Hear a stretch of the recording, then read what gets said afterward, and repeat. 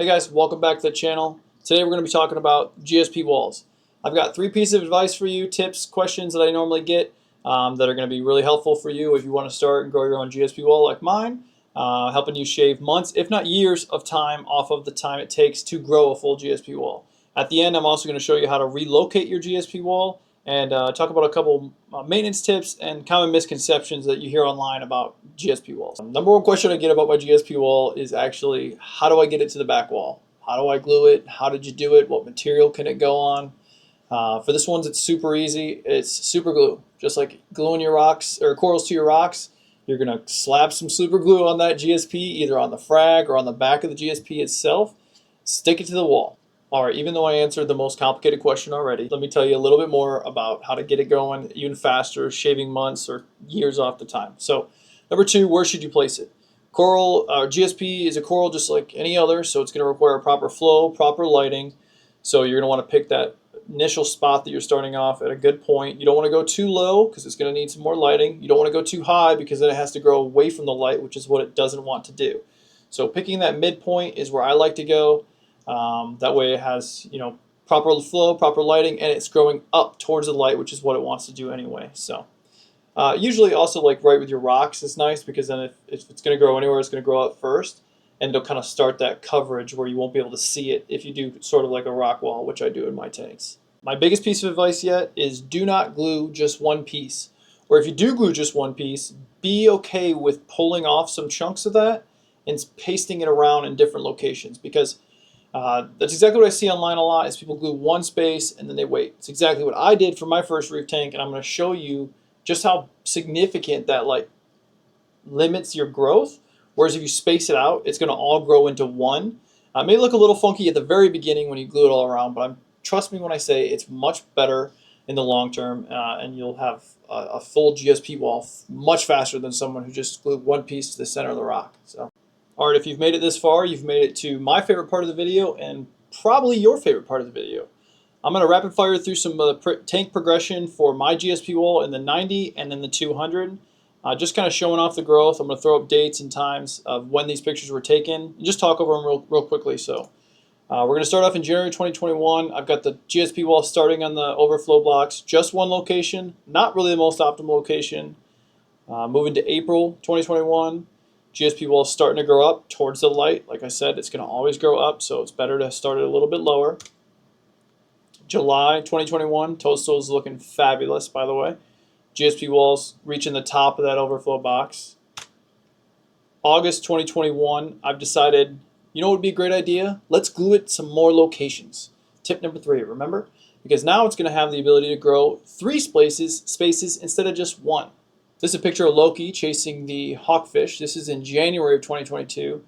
Kind of just showcasing that the GSP in the back and the fact that Loki is cute and he used to chase this fish around every day. May of 2022, those 2 pieces have already started to really pop off now that they're in a really good location. I realized this, so I glue a 3rd piece, which is kind of hard to see, but it's to the right of that canyon tree and to the right of the overflow box there. So, yeah. I don't know why I didn't go for more than 3, but we're learning along the way here, right? So September 2022, growth is popping off at this point, not only in the GSP wall, but the entire tank itself, starting to really look, like a reef. This is one of my favorite pictures of the 90 gallon for sure. This is before I started pulling all kinds of mushrooms out and kind of trying to change the image up, but GSP walls pretty much cover the entire back wall now, so this is just a little bit later. You notice that once I added those additional pieces, it really started to grow in a lot faster than when I just stuck with that one piece. So I honestly think that the more you cut it up, the more places you put it, it may look weird at first, but in no time you're going to have an image like this, right? And this is what we're going for. That right-hand side kind of giving it a little bit of grace with the toadstool, just because that toadstool was huge at this point and was constantly hitting the wall and shading there, so not really optimal growth, so it's not really going to cover that part. But man, I absolutely love this image. To show you just how quickly you can grow a GSP wall by gluing more pieces, one thing I learned from that last tank was, okay, I'm going to glue it all over. So let's look at the 200 gallon. I was able to pull most of the GSP wall off the back wall for my 90, and I'm going to show you a video of that and how to do that, because I know when I was about to move my tank or upgrade my tank, that was one of the one things kind of holding me back, was I didn't want to lose a GSP wall because it just taken me 2.5 years to grow it. But it's not as hard as you think. I actually was surprised, and you'll hear that in the video. So taking a look at the 200, this is July 2023, my first picture after the upgrade. I've glued 1, 2, 3, 4, 5 pieces. There's a piece behind one of the acros over there that you can't really see of GSP to the back wall. So we're in September now. I started this tank as bare bottom and never regretted it more. And happily do a video on that if you guys want. But so bare bottom, GSP walls started to take off. Boom, we've added sand. This is a few months later now, December. Absolutely love sand. I will never do a reef tank again without sand. It just really brings it to life. It's a piece of the ocean, so the ocean, has sand. May of 2024, tank is looking fabulous. And GSP wall, pretty much complete. I used to have a power head on that left-hand side, which is why there's not a full coverage there. But looking at it today, September 2024, full entire 6-foot coverage. So, like I said, 3 steps to get it to have a GSP wall. 1, use super glue to put it on the back. 2, glue it in an optimal location about midpoint of your tank. 3, spread it out. Don't start, or you can start with just one piece, but as it grows, start to move it around. Give it more locations. It might actually grow better over here than it did over here. And if so, eventually it's going to grow together and it's going to look sick much faster than taking 2.5 years. On this tank, it took me 8 months. On the 90-gallon tank, which is less space, yes, I started with less, but it took a lot longer, 3 years almost to grow that, where in comparison, this one took 8 months. So I promised at the end of the video I would show you how to remove the GSP wall when you're ready to upgrade. So I got a short little clip here of my buddy and I removing the GSP wall, and you hear I'm even surprised in the moment of kind of how easy it pulls off. That'll just stick to the new glass? I'm going to have to super glue it. Really? Mm-hmm. This is hilarious. I did not expect it to go that easily. And you super glued this on? Yep, in little bits. Once you pull that GSP wall off your tank, so like we just seen in the video, all I did was roll it up like a newspaper, stick it in with the corals while I was waiting for my new tank to get ready to go. Once it was good to go, I flipped the GSP over, cut it into different pieces, super glued the back, and stuck it to the wall. So you know how to get it going and how to move it when you're done. So let's just knock out a couple quick things. Maintenance of your GSP wall.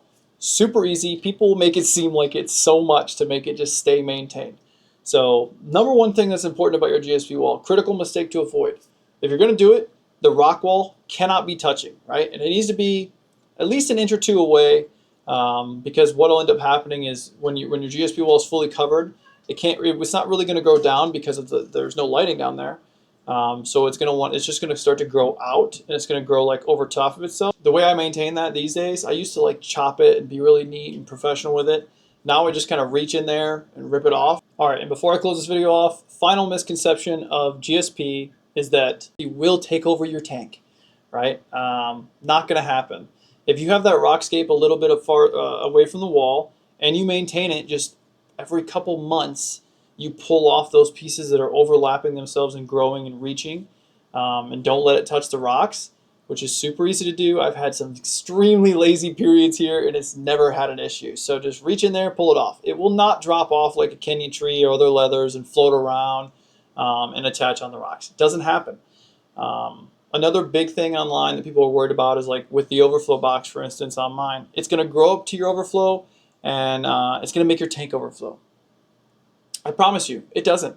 There's moving water happening there. Sure, it will start to grow on that overflow and on those slats, and it may even cover some, but it's going to take months and months for it to actually happen, and you're going to hear it because it's going to be bringing the water level up on that overflow a little bit. It's going to start to drop into the water. You're going to hear it dropping, and if it were to actually cover the slats, your overflow box is not higher than your tank anyway, so you're definitely going to hear and see it. I've had some, like I said, some really lazy points in the reefing career, and I've never had that issue. And the way to maintain that, grab a razor blade, cut the slats.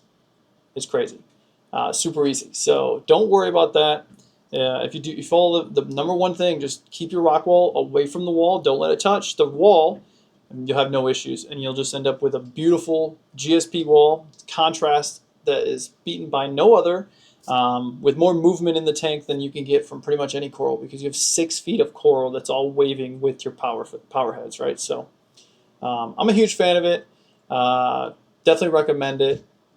And I hope this video was helpful for you guys to kind of see how you can get it going. I know when I was starting off, I had a lot of questions on GSP walls, because one of my main goals was to get that back coverage. And every time I post on Facebook, I feel like I get 100 questions on people asking, how do you do that? So wanted to share that with you guys in a video format on just kind of how to do it and show off my tank's progression from start to finish on that wall. So hope you enjoyed it. If you did, please subscribe, like, leave a comment if you have any other questions or any requests for any other future videos. And thanks a lot.